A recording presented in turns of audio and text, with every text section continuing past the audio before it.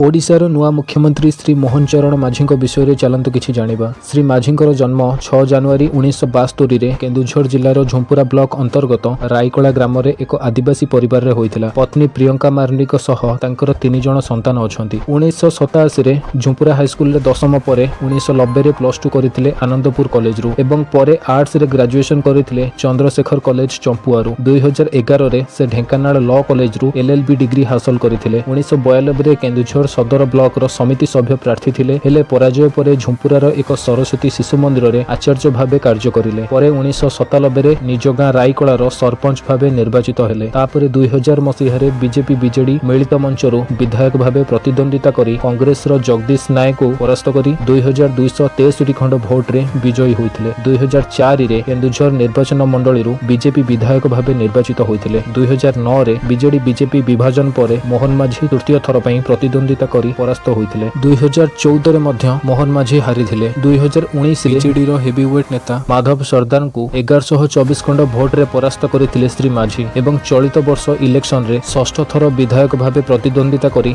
BJD रो मीना माझी को 11904 खंड भोट रे परास्त करिसंती एवं शेष रे ओडिसा रो प्रथम बीजेपी मुख्यमंत्री भावे नियोजित होइसंती मोहन चरण माझी।